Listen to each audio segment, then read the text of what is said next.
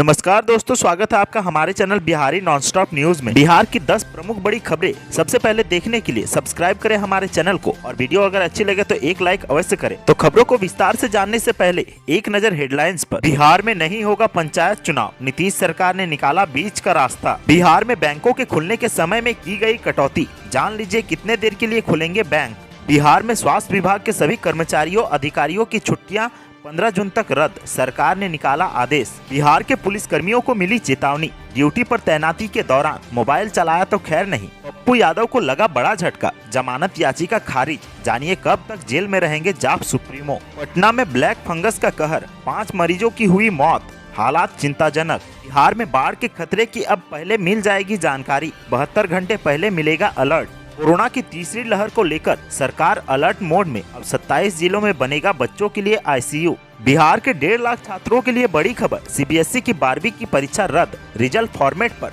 Suspense बरकरार। Lockdown के बीच राहत की खबर, बिहार के इस विभाग में निकलेंगी 30,000 नौकरी।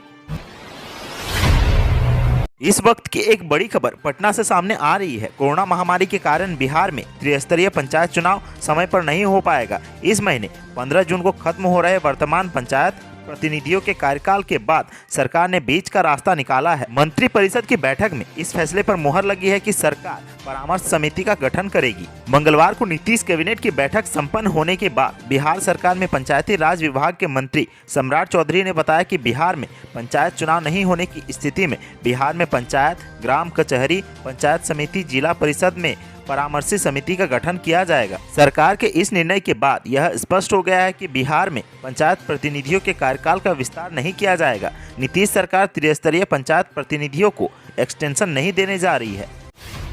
बिहार में बैंकों के खुलने के समय में कटौती कर दी गई है। बुधवार से बिहार के सभी बैंकों के ब्रांच कम देर के लिए ही खुलेंगे। स्टेट लेवल बैंकर्स कमेटी ने इस संबंध में सर्कुलर जारी कर दिया है। स्टेट लेवल बैंकर्स की ओर से जारी सर्कुलर में कहा गया है कि बिहार में लागू लॉकडाउन 4 के दौरान बैंक के ब्रांच सुबह 10 बजे से दोपहर 2 बजे तक ही खुलेंगे। ये आदेश 8 जून तक के लिए जारी किया गया है। लॉकडाउन 4 की अवधि 8 जून तक ही है। उसके बाद सरकार के फैसले को देखते हुए बैंकों की टाइमिंग पर फैसला लिया जाएगा। कोरोना की दूसरी लहर में बड़ी संख्या में बैंककर्मी कोरोना के शिकार बने हैं। बिहार में 2 दर्जन से ज्यादा बैंक कर्मचारियों और अधिकारियों की मौत कोरोना की चपेट में आकर हो चुकी है, जबकि कोरोना संक्रमित होने वालों की तादाद तो लगभग 3000 बताई जा रही है।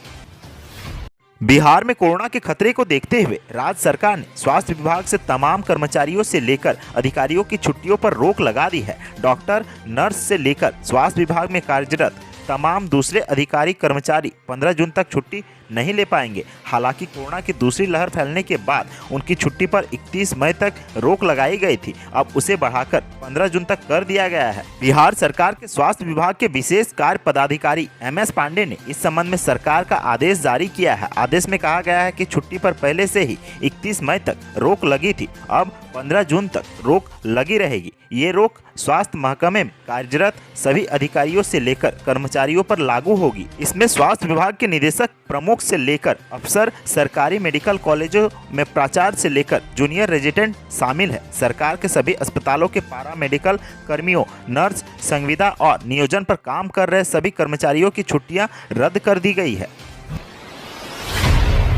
बिहार में ड्यूटी पर तैनाती के दौरान मोबाइल चलाने वाले पुलिसकर्मियों और पुलिस अधिकारियों को चेतावनी मिली है। ड्यूटी पर रहने के दौरान अगर बिना वाजिब कारण के मोबाइल चलाए तो फिर खैर नहीं। बड़ी संख्या में पुलिसकर्मियों को ड्यूटी के दौरान ही सोशल मीडिया पर एक्टिव रहने, गेम खेलने या फिर वीडियो देखने की शिकायत मिलने के बाद ये आदेश जारी किया गया है। बिहार के पुलिस मुख्यालय की ओर से मंगलवार को इस बाबत एक आदेश जारी किया गया है। पुलिस मुख्यालय की ओर से जारी आदेश में कहा गया है कि ड्यूटी के दौरान मोबाइल के बेजा इस्तेमाल से उनके काम पर गलत असर पड़ रहा है। वीआईपी सुरक्षा, ट्रैफिक व्यवस्था या पुलिस पोस्ट पर ड्यूटी के दौरान पुलिसकर्मियों या अधिकारियों को हमेशा सजग और चौकस रहना होता है। पुलिस मुख्यालय की ओर से जारी आदेश में कहा गया है कि ऐसा कई दफे देखने को मिलता है कि ड्यूटी पर रहने के दौरान ही पुलिसकर्मी बेवजह मोबाइल चलाते हैं। वे सोशल मीडिया से जुड़कर मनोरंजन करते पाए जाते हैं। पुलिस मुख्यालय ने कहा है कि मोबाइल के गलत इस्तेमाल के कारण पुलिसकर्मियों का ध्यान भटकता है। 32 साल पुराने किडनैपिंग के मामले में जेल में बंद जाप सुप्रीमो और पूर्व सांसद पप्पू यादव को कोर्ट से बड़ा झटका लगा है।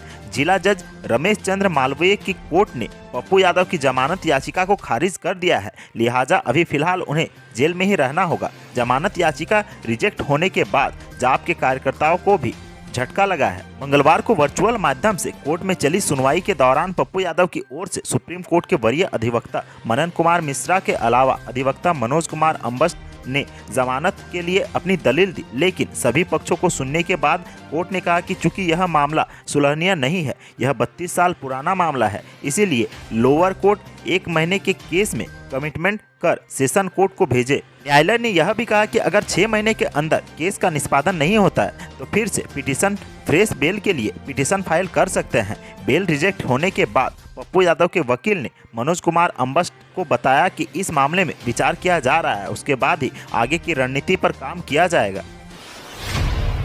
बिहार में कोरोना का संक्रमण भले ही घट रहा हो, लेकिन ब्लैक फंगस जैसी बीमारी को लेकर हालात भयावह हो गए हैं। पटना में ब्लैक फंगस के 5 मरीजों की मौत तो सोमवार को हो गई। पटना के आईजीएमएस में 4 ब्लैक फंगस के मरीजों की मौत हुई, जबकि 1 मरीज की मौत पीएमसीएच में हुई। पटना के अलग अलग अस्पतालों में 18 नए मरीज भर्ती कराए गए हैं। हालात इतने भयावह हो गए हैं कि पटना एम्स में एक ईएनटी सर्जन की तैनाती करनी पड़ी है। पश्चिम बंगाल स्थित एम्स कल्याणी से ईएनटी सर्जन को पटना एम्स बुलाया गया है। राजधानी पटना के अस्पतालों में अब कोरोना मरीजों से ज्यादा ब्लैक फंगस के मरीज पहुंचने लगे हैं। आईजीआईएमएस और पीएमसीएच के कोविड-19 वार्ड में भर्ती मरीजों की संख्या से ज्यादा ब्लैक फंगस वार्ड में मरीजों की तादाद हो गई है। सोमवार को पटना एम्स के ओपीडी में 20 संदिग्ध मरीज पहुंचे। इनमें से 5 को ब्लैक फंगस वार्ड में एडमिट किया गया है, जबकि बाकी 15 का सैंपल जांच के लिए भेजा गया है। हर साल बाढ़ की त्रासदी झेलने वाले बिहार के लिए एक अच्छी खबर है। बिहार में बाढ़ के प्रभाव को कम करने के लिए जल संसाधन विभाग आर्टिफिशियल इंटेलिजेंस पर आधारित अत्याधुनिक तकनीक के साथ अब ड्रोन का भी इस्तेमाल करेगा। ड्रोन का इस्तेमाल बाढ़ के दौरान तटबंधों को रियल टाइमिंग मॉनिटरिंग में किया जाएगा। इस पहल में 72 घंटे पहले बाढ़ की जानकारी मिल सकेगी। इस पूरी व्यवस्था में विभाग की संस्था बाढ़ प्रबंधन सुधार सहायता केंद्र स्थित मैथमेटिकल मॉडलिंग सेंटर की महत्वपूर्ण भूमिका होगी। यह संस्था आंकड़ों का विश्लेषण कर अगले 72 घंटे की स्थिति का सटीक पूर्वानुमान जारी करेगी। जल संसाधन मंत्री संजय झा के मुताबिक बाढ़ के प्रभाव को कम करने के लिए विभाग द्वारा लगातार नई तकनीकों के इस्तेमाल के साथ साथ नए प्रयास किए जा रहे हैं। इसी क्रम में मैथमेटिकल मॉडलिंग सेंटर की स्थापना की गई थी, जिसके द्वारा वर्षा और नदियों के जलस्तर का अगले 72 घंटे का अत्यंत सटीक पूर्वानुमान रोज जारी किया जा रहा है। FMISC द्वारा फ्लड फॉरकास्ट मॉडल भी तैयार किया गया है। इसके अंतर्गत बागमती, अधवारा, कोसी, गंडक और महानंदा नदियों के बाढ़ से संबंधित पूर्वानुमान तैयार किया जा रहा है। कोरोना की तीसरी लहर की आशंका को देखते हुए राज्य सरकार अभी से तैयारी में जुटी हुई है। तीसरी लहर के दौरान बच्चों को संक्रमण से बचाव और इलाज के लिए 27 जिलों में बच्चों का 10 बेड का आईसीयू बनाने का फैसला किया गया है। ये आईसीयू जिला अस्पताल या संबंधित जिले के मेडिकल कॉलेज अस्पताल में बनाए जाएंगे। इसके अतिरिक्त सभी जिलों में 10 से 20 बेड का सीपीयू बनाए जाएंगे। सरकार ने इसके लिए 2 माह का समय निर्धारित किया है। स्वास्थ्य विभाग की हाई लेवल मीटिंग में यह फैसला लिया गया है। बैठक की अध्यक्षता स्वास्थ्य विभाग के अपर मुख्य सचिव प्रत्यय अमृत ने बैठक में कोरोना की तीसरी लहर के दौरान बच्चों को बचाने के लिए कई बिंदुओं पर चर्चा और सरकार ने इसके लिए बनाई गई कार्य योजना की समीक्षा की। बैठक में यह तय हुआ है कि 1 सप्ताह के अंदर राज्य के सभी सरकारी और निजी अस्पतालों में बच्चों के इलाज की सुविधा का आकलन करने और इसकी रिपोर्ट विभाग को कार्रवाई के लिए देने, 2 सप्ताह के अंदर राज्य में संचालित पीकू और सीपीयू को चालू करने, 1 सप्ताह में बच्चों के इलाज के लिए जरूरी दवाओं उपकरणों का आकलन करने और उसकी भंडारण की प्रक्रिया शुरू करने के लिए निर्णय लिया गया है।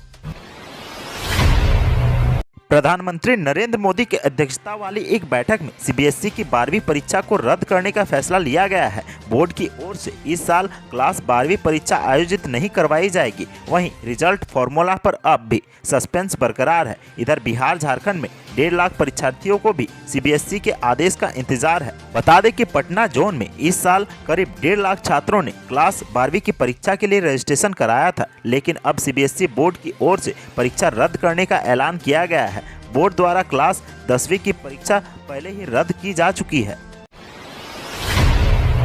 कोरोना महामारी और लॉकडाउन के बीच बिहार के स्वास्थ्य मंत्री मंगल पांडे ने एक बड़ा ऐलान किया है। उन्होंने कहा है कि राज्य में आगामी 2021-22 में सिर्फ स्वास्थ्य विभाग में 30,000 पदों पर भर्तियां निकाली जाएंगी। बता दें कि इससे पहले भी राज्य में करीब 10,000 पदों पर सरकारी भर्तियां निकाली जा चुकी है। स्वास्थ्य विभाग की समीक्षा बैठक के बाद स्वास्थ्य मंत्री ने कहा है कि राज्य में व्यवस्थाओं को और बेहतर करने के लिए मानव बल की आवश्यकता है। इस क्रम में 6,338 विशेषज्ञ एवं सामान्य चिकित्सक, 3,270 आयुष चिकित्सक, जीएनएम 4,671, 9,233 की नियुक्ति 15 सितंबर 2021 तक कर लेने का निर्देश बैठक में दिया गया है।